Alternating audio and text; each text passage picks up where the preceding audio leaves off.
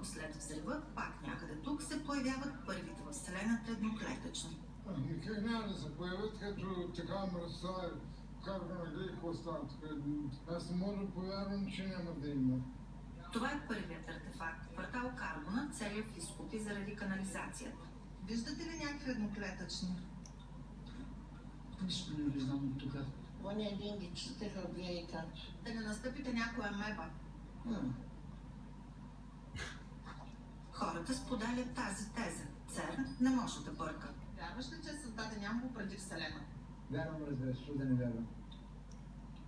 Том всички вярват, тя трябва да вярвам. Това божествено явление ли? Не знам.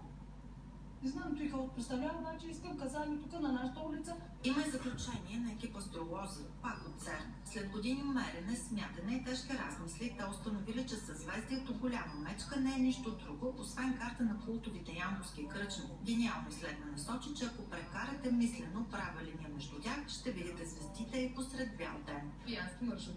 И аз не виждам смисъл от този репортаж. ЦЕРН отрече обаче заключенията да са на техни учени, а сега местни патриоти са организирали във Фейсбук група за издирване на неподписания автор. За похвала или линч не е ясно.